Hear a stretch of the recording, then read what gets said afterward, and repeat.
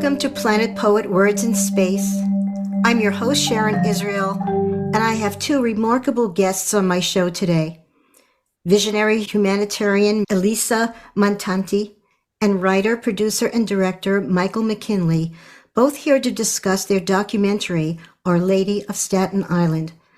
Michael McKinley will also discuss his book project, Meta War, and his recent travels to Iraq and Syria. I'm going to share their bios with you now, starting with Michael's. Writer, producer, and director Michael McKinley's critically acclaimed first novel, The Penalty Killing, was shortlisted for an Arthur Ellis Award as Best Debut Crime Novel. His subsequent page-turners include international bestsellers Facetime, The Codebreakers, and Willie, the game-changing story of the NHL's first Black player, nominated for an NAACP Image Award as Best Biography and one of the top 20 books of 2021. Michael's film and television writing credits include the screenplay for the 1992 feature film Impolite, starring Christopher Plummer, a number of Discovery Channel docu-drama series, including Perfect Disasters, Solar Storm, and I Shouldn't Be Alive. He also wrote and produced award-winning films for CNN on the Vatican and on biblical archaeology in the Middle East, and the Jesus Strand for History TV. His most recent show is the 2021 three-part documentary series Epstein's Shadow, Ghislaine Maxwell, which he co-created and executive produced for Peacock and SKY UK.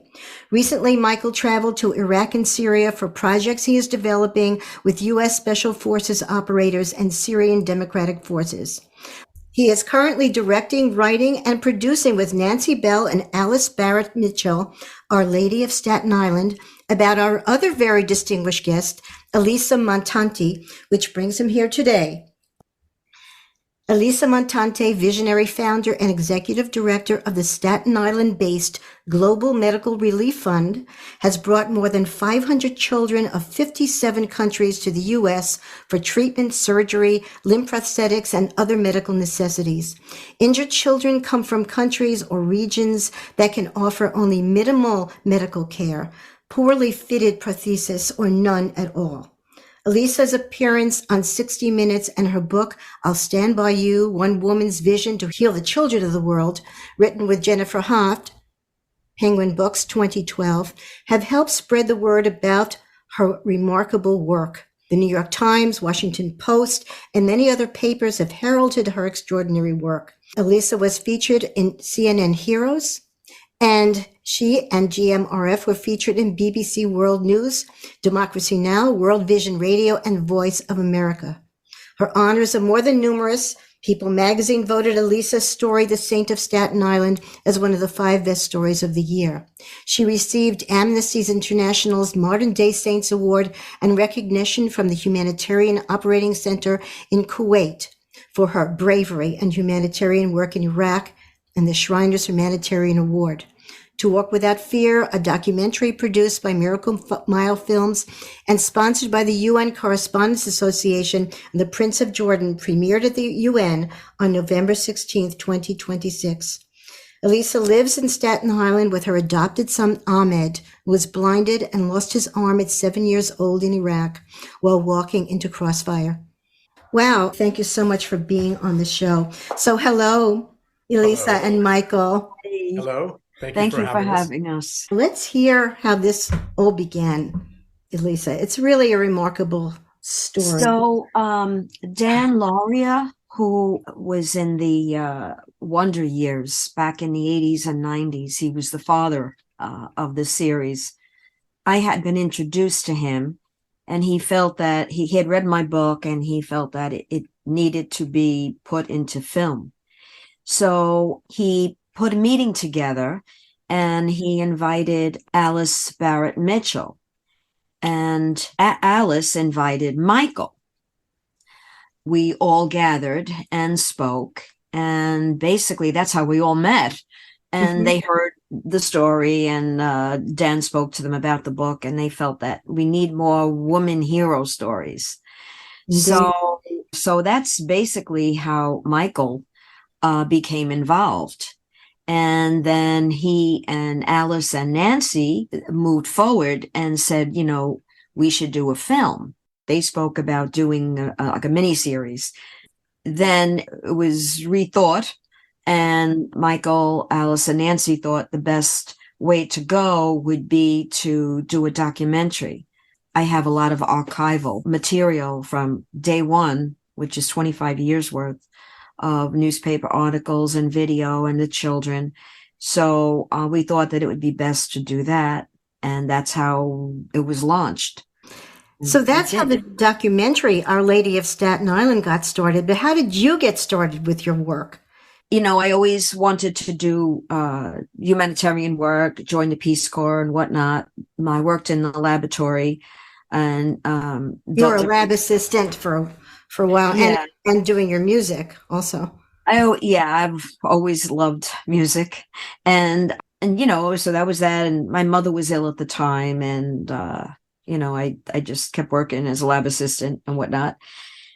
A friend of mine had asked me if I would write lyrics to support a fundraiser they were doing on Staten Island to raise money for toys and school supplies for the children of Bosnia.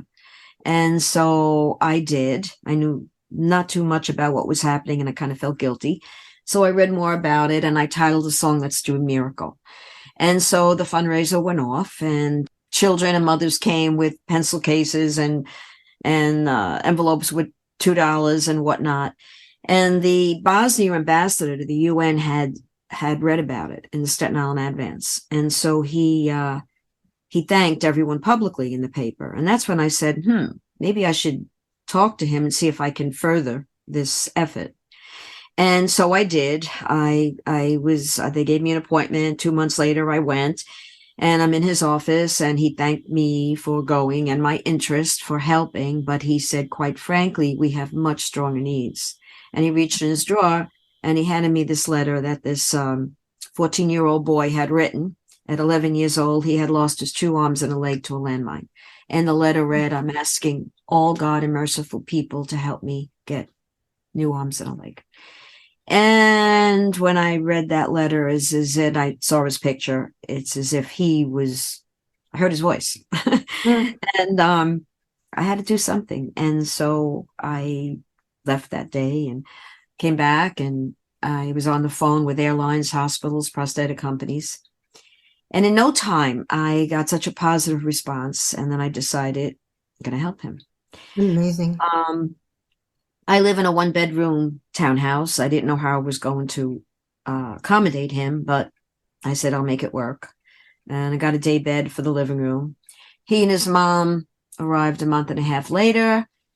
The 4.5 months that Kenan was here, he received 2 new arms and a leg, a new life. And that's when I found my calling. I wanted to do more.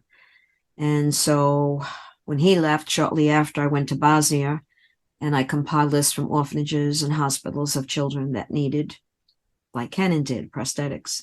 And the Shawnee's Children's Hospital are my lifeline, because without them, I could never do that. And so they provide all of it. And I started my charity. Fast forward 25 Right. And you made your decision when you were sitting with the UN ambassador. It sounds like you made that as an instant decision. I did. And Kenan has been very integral to your life and work ever since. He's been helping you with other Kenan children. lived with me. I mean, after high school, I went to Bosnia, brought him back because he's brilliant, and got him through school, college, got his master's, and he's incredible. He does more than most people do. You went to Bosnia, and you're an incredibly detail-oriented person in order to do this. And then 60 Minutes found you. Well, that was a while. That was 2011. They heard about this woman working out of a walk-in closet, which I kind of left out because I started my office in my closet. I said, this would be perfect. It's big enough. I just need to put a window in, because between the trees, I could see the ocean, and I'm really an ocean person. So I'm sitting here now in my walk-in closet because I still work out of here, but I it talk looks the world out of it. Our listeners can't see it, but it's very charming, and it looks actually large and bright. Thank you. And 60 Minutes, they heard about my work, and they said, we want to do something. And so they did an interview with me and Kenan, and they said, okay, we want to do a story. And right after that, the earthquake happened in Haiti, 2010. And I was going, and they said, we want to follow you. So they followed us, and it was quite a trip. At that point, they didn't know, maybe they thought they were going to talk about that, but there was there was so much of everything going on that they didn't really know what they were going to be talking about. And they learned about an Iraqi boy that I was bringing here that was kicking a can with his friends on the way home from school, and can exploded. He lost his leg, his arm, his eye, his hearing, part of his face. So 60 Minutes decided to do to focus on that. Well, they did, and it was an incredible segment. Scott Pelley said, Elissa, you better get another server. Our server crashed, and the response was overwhelming. They even repeated it. It was aired in March, and it was repeated July weekend, 4th of July, and that's when Tyler Perry had seen it. He called the charity, his publicist called the charity and said, we would like to help. What do you need? I said, oh my God, a house. So I can house the children, because I was housing them in a former orphanage, and then after that, a retreat house. And he and then another person from the city had called.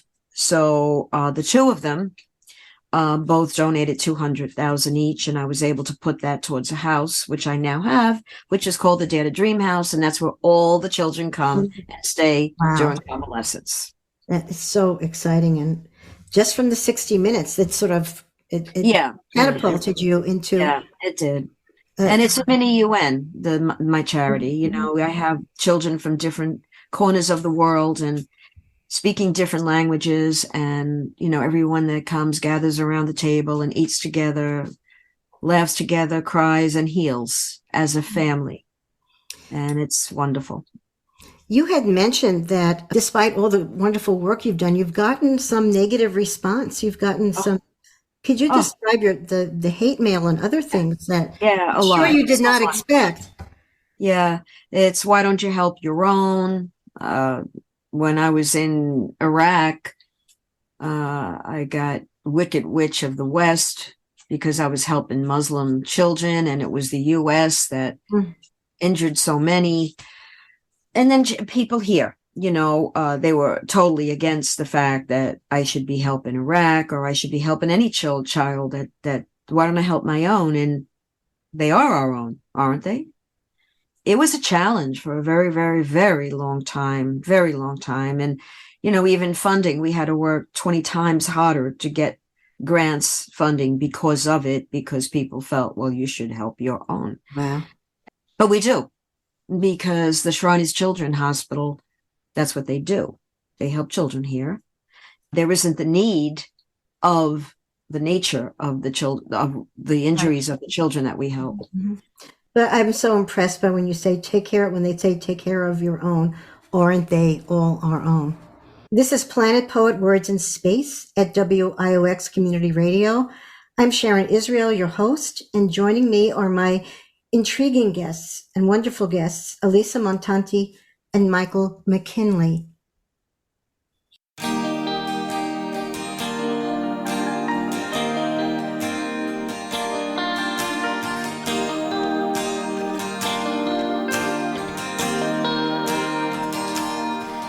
From the winds of no mercy, through the sorrows of war, by the earth when she trembles, they can't take it anymore.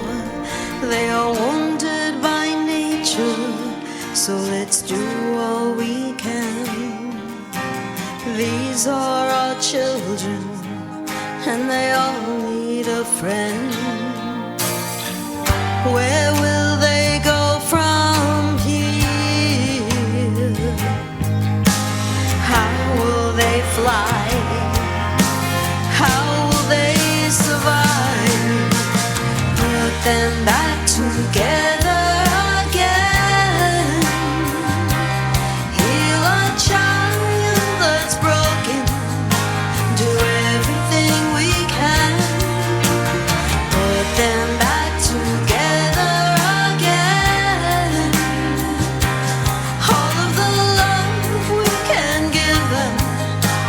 safely in our hands.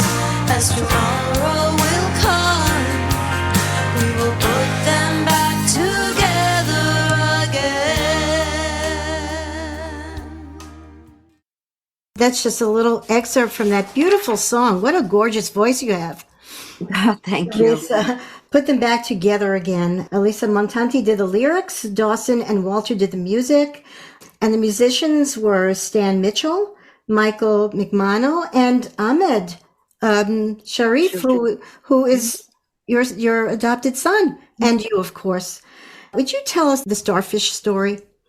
Sure. And I live by that. This man was walking down the beach, and he saw in a distance this little girl going back and forth to the shore and throwing something into the shore.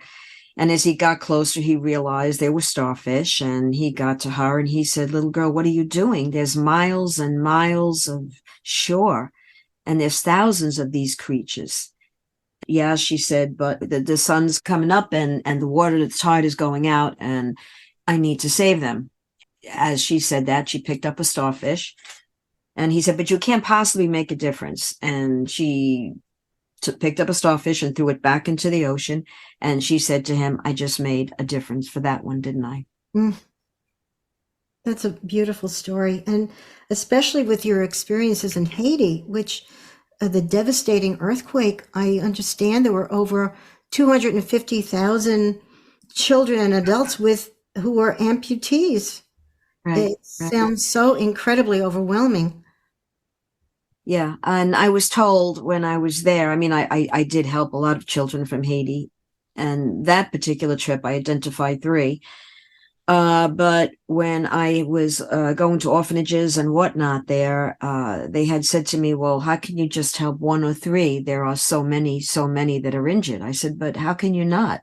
How could, I have to help children, whether it's 1, 3, or 5. And I told the starfish story. Yeah. Making a difference for that one. And one person can make such a tremendous difference. You've devoted your life to this work, and everybody can learn from you. So I wanted to ask more. I wanted to find out more about the documentary. And Michael, what's it like working with Elissa? It's a blessing in all senses of that word. I mean, not only is she doing wonderful things for people in the world, she's wonderful to work with. And as she mentioned earlier, she keeps stuff. And so she's got a great archive, which when you're making a film is terrifically useful. So we've been able to use so much of her archive in our film to tell the story of her work and her life, and a particular group of kids who came to stay with her for their prosthetic renewals to get new sets of prostheses once COVID let them back into the country. And the archive consisted of photographs and your notes, Elissa, and the medical records, all that? Yeah, everything. And newspaper articles, magazine articles, news reels. Well, yeah, everything I've kept. So this documentary is the most ambitious project that you've done so far? I mean, I know you've written your book, which we haven't really talked about. It is. And I hope that this really takes off, because there's strong message in the documentary. We highlight, of course, all the kids. It's about the children, and they've helped, and the journey on where I started, from when I was a child, and how I found the charity, and all the ups and downs and obstacles. But we highlight the children with albinism. For some reason in Africa, it's prevalent. These children, they believe in certain parts of Africa that it's a good luck charm if you have a body part of an albino. So they go out into the villages at night and they machete these children's limbs off. And they're witch doctors that pay these people to do it for a few $1,000s, which is a lot of money for them. Mm-hmm. And disturbing. I mean, it's horrific, but they go back and they make a potion. And people in high power, whether they're political or business people, will pay up to $70,000, $80,000 to get a potion because they believe it's good luck and this will advance their career, their business, their political doings, or whatever. Is this in Tanzania or Tanzania, Zambia?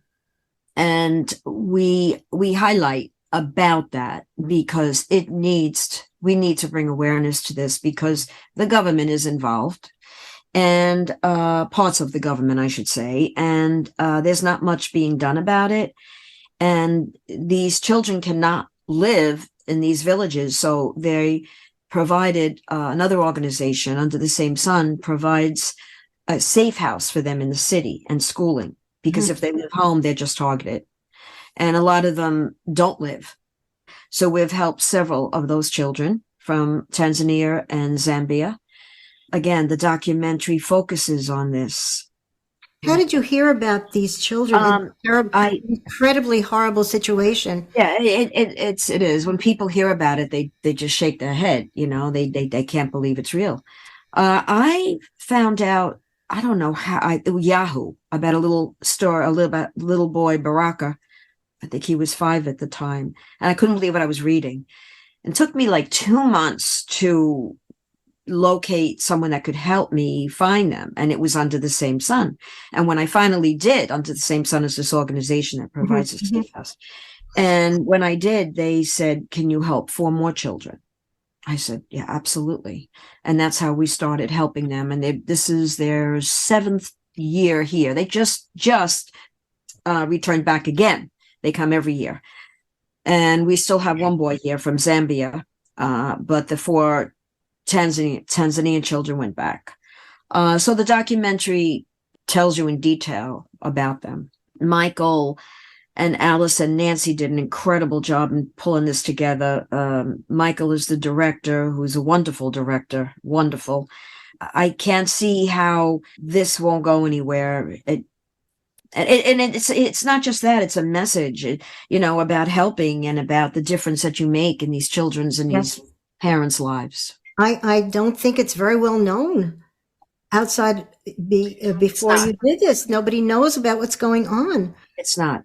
I hope it makes a real impression. And it's almost like finding out about what happens with the female circumcision. It's that kind of horrible. Yes. I guess it's been going on forever, but we don't know about that. Don't know about it. And, if we close our eyes, just keep going and going and going. And we're hoping that people, and I wanted it to get to the White House, the Pope. I wanted to get to no avail, but hoping the documentary reaches far reaches.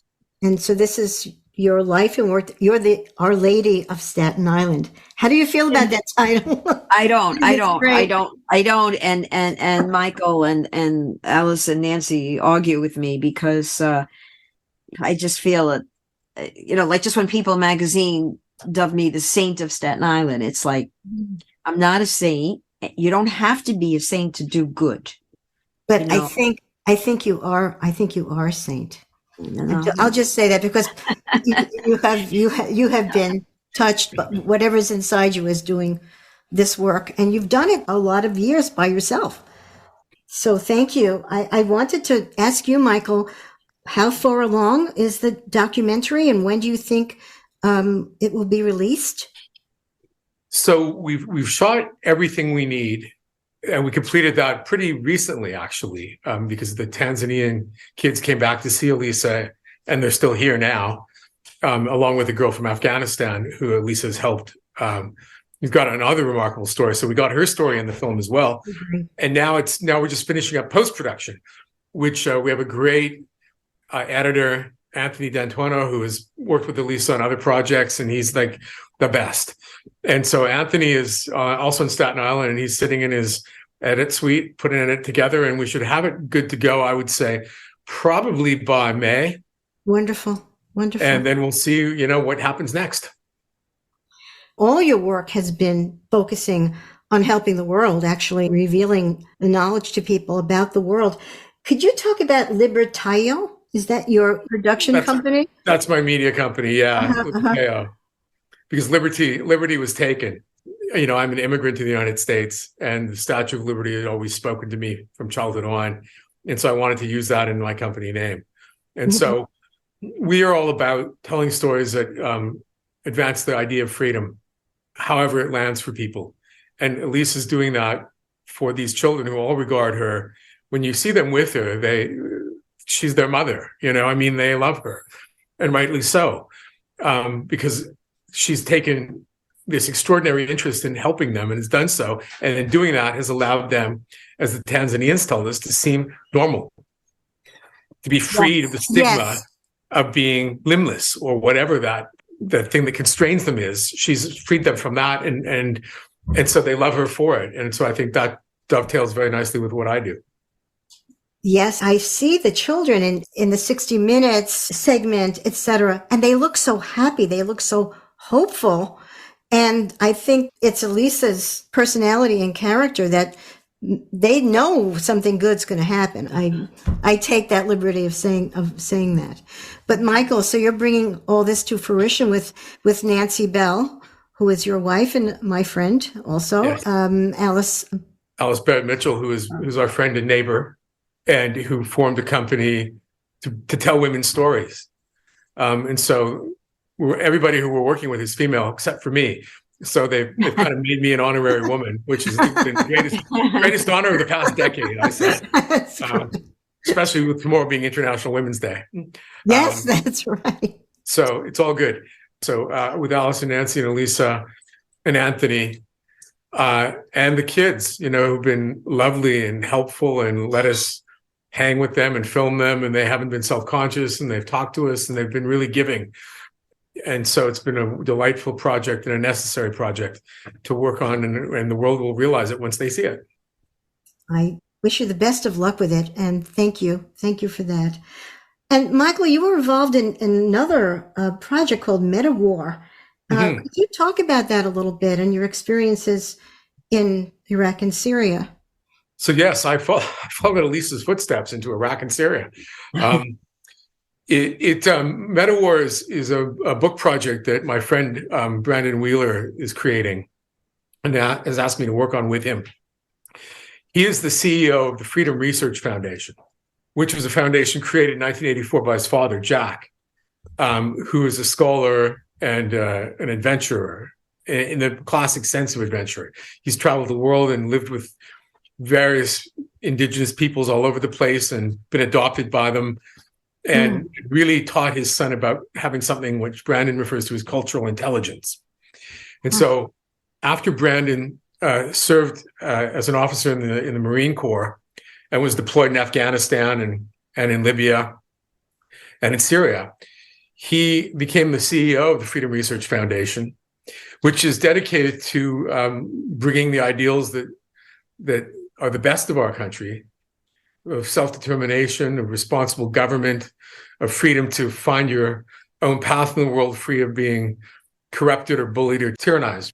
And so that's what the Freedom Research Foundation does. It's an action tank, as Brandon calls it. And they have people on the ground in Syria and people on the ground in Ukraine, helping those two countries and the people in them who want to achieve democracy and freedom and fight off the oppression to do that very thing. But the meta in the concept of meta-war comes from Brandon's idea that the United States foreign policy of going in with military might and muscle and using bombs and bullets might not be the smartest play. And maybe there's a better way to do that. And a better way to do that is through cultural intelligence, and that's understanding what these people we're trying to help, who they are, what they want, and how we can help them get what they want, not what we want. And so we saw that lesson in Iraq, where Ahmed is from, going in with a plan and then having no plan after the plan succeeded to topple Saddam. So Brandon is brilliant and as committed to his project as Elissa is to hers, and in very different fields, but they're approaching the same goal of helping people who they can help. Brandon is currently in Ukraine with his team, working to provide logistical support in getting them what they need to repel the invader. Thank you, Michael. And the projects are so aligned. I mean, war is the cause for so much, and poverty is the cause for, and ignorance for everything that's happening in your work in the documentary also. So indeed it is. Indeed it is. And that's why Brendan invited me to come to Syria and Iraq with him to see what he was doing on the ground. So I met his team there and traveled around the Autonomous Administration of North and East Syria, which is the actual name of the government there, which is a Kurdish-run government. It's not a state; it's a territory in Syria. There's still Bashar al-Assad has his corner down below, and then various jihadi groups have the western part of the country. But the Kurds have got North and East Syria, and they've created a nascent democracy. It's egalitarian, it's multi-ethnic, it's multi-faith. Women have positions of power, the same positions of power as men do. In fact, it's a requirement. There's a man and a woman in every position. Kids go to school together, boys and girls, and you see them when you're driving around in the morning early, the kids with their backpacks coming out of a house that might not have electricity because there's still a civil war going on there, but they're eagerly going off to school, And so it's this particular region of Syria needs our help, and Brandon is there helping him. And that's why I went to see what he was doing so I could put it in the book.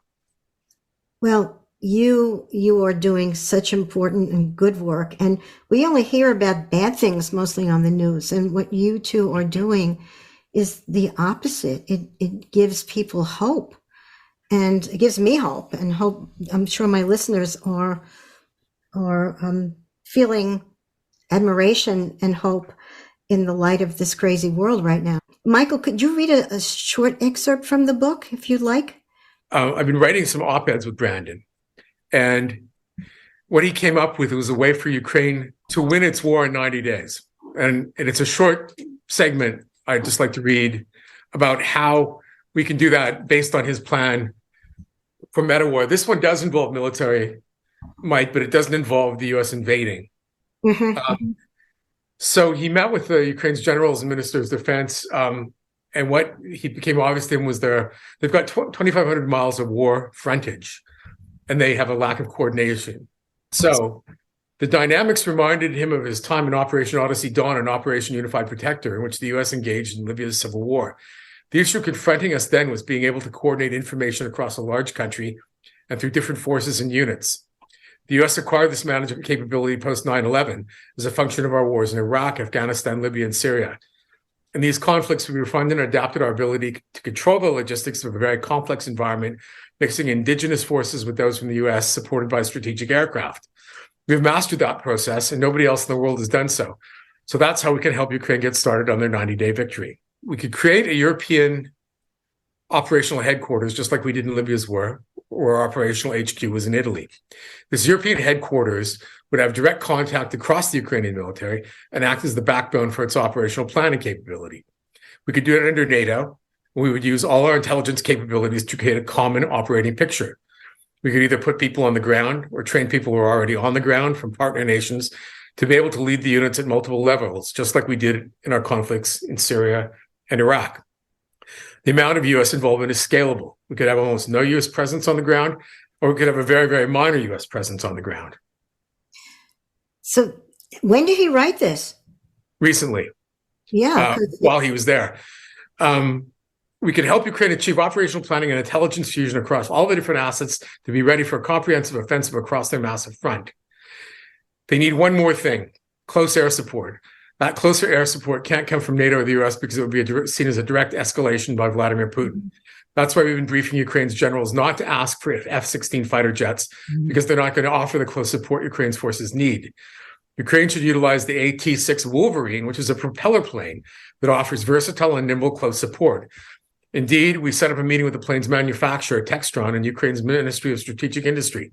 Textron said they could build 50 AT-6 aircraft for less than $1 billion. We could also provide attack helicopters that could be integrated in the operational plan with the AT-6s. It would take a bit of time to set up, but setting it up could be done in 90 days. If we gave Ukraine these three capabilities, they could win the war in 90 days after that. And so that's Brandon laying out his plan for how, with much less money, we could help Ukraine get a strategic advantage over the Russian forces that are in their country and repel them pretty quickly. And that's one of the chapters of Meta Wars is Ukraine as a case study, and then he's going to talk about his other engagements in Iraq, in Afghanistan, and then develop the idea of how cultural intelligence needs to be developed in the United States and how we can do it in our government and in our society and in our media, and then apply it to our engagement with the rest of the world, which would be good for us and good for them. Sure. So you're writing this book with Brendan? Yes. Great. We're writing it together. Before we go, I want to ask Elissa, what is coming up for you? What events, and you, Michael, too? I know the documentary is coming up in May.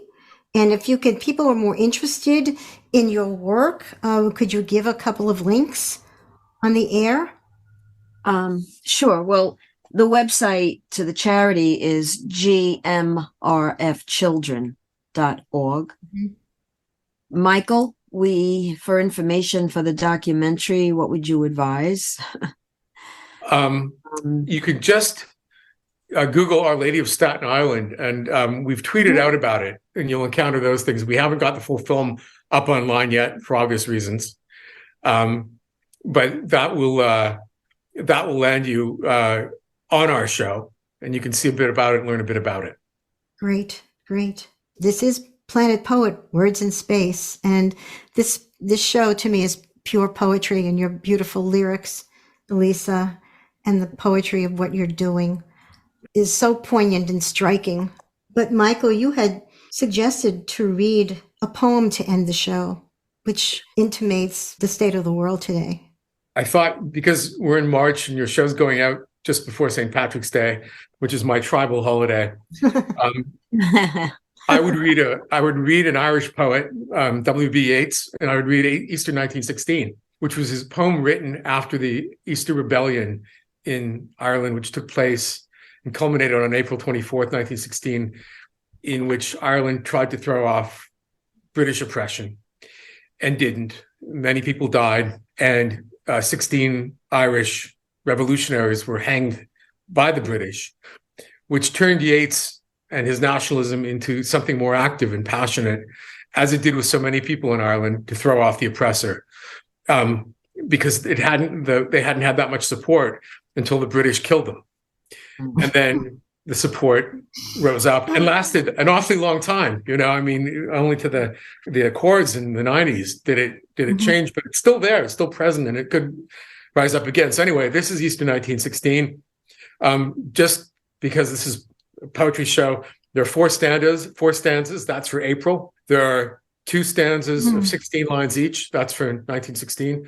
There are two stanzas of 24 lines each, that's for April 24th, 1916, the day the rebellion ended. I've met them at close of day, coming with vivid faces from counter or desk among gray 18th century houses. I have passed with a nod of the head on polite, meaningless words, or have lingered a while and said polite, meaningless words. The thought before I had done of a mocking tale or a jibe to please a companion around the fire at the club, being certain that they and I, but lived where motley is worn, all changed utterly. A terrible beauty is born. That woman's days were spent in ignorant goodwill, her nights in argument until her voice grew shrill. What voice more sweet than hers when young and beautiful she rode to harriers?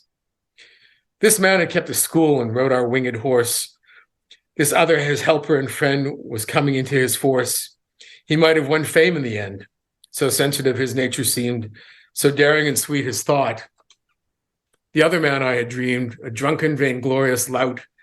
He had done the most bitter wrong to some who are near my heart. Yet I number him in the song. He too has resigned his part in the casual comedy. He too has been changed in his turn, transformed utterly. A terrible beauty is born. Hearts with one purpose alone, through summer and winter seem enchanted to a stone, to trouble the living stream. The horse that comes from the road, the rider, the birds that range, from cloud to tumbling cloud, minute by minute they change. A shadow of cloud on the stream changes minute by minute. A horse hoof slides on the brim, and a horse plashes within it. The long-legged moorhens dive, and hens to moorcocks call. Minute by minute they live, the stones in the midst of all. Too long a sacrifice can make a stone of the heart. Oh, when may it suffice? That is heaven's part, our part, to murmur name upon name as a mother names her child when sleep at last has come on limbs that had run wild. What is it but nightfall? No, not night, but death. Was it needless death after all? For England may keep faith for all that it has done and said. We know their dream, enough to know they dreamed and are dead. And what if excess of love bewildered them till they died? I write it out in a verse. MacDonough and McBride and Connolly and Pierce, now in time to be, wherever green is worn, are changed utterly. A terrible beauty is born. And that's Eastern 1916 by W.B. Yeats. Beautiful. And hopefully your work, Elissa Montanti and Michael McKinley, will prevent the world from keeping a stone in its heart. Will take the stone out of its heart. That's our aim. Thank you so much, Sharon. Thank you, Sharon. Thank you. Thank you for being on the show.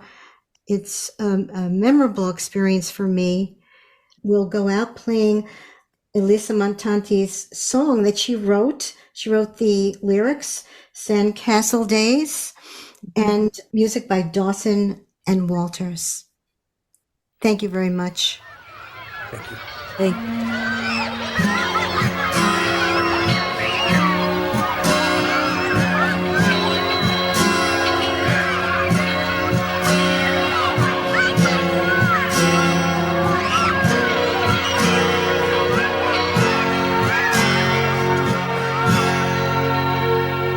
Whatever became of castles at the shore, the ones we would build but don't build anymore, piling that sand so high in the air, humming a tune without a worry or a care. The crickets at night were like a choir of prayer. Lightning bugs were always everywhere, but I can't see or hear them anymore. And I don't build sand castles at the shore. I can see it so clear as if I could reach out and touch those sand castle days I miss so much.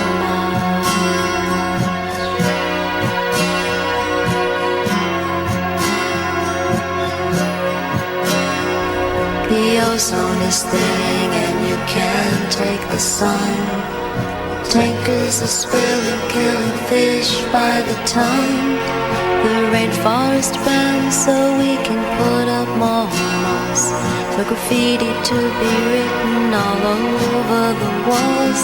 I can see it so clear as if I could reach out and touch those sandcastle days I miss so much.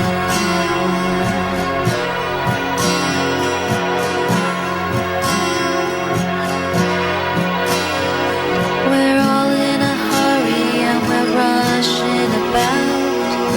No one hears the message that is crying out.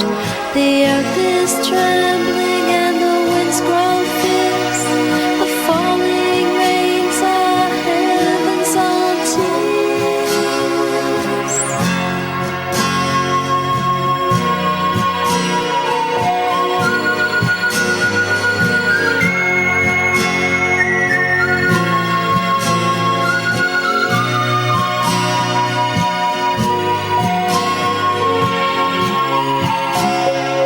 Whatever became of castles at the shore, the ones we would build but don't build anymore, before this old world gets washed away.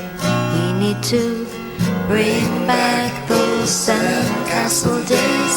I can see it so clear as if I could reach out and touch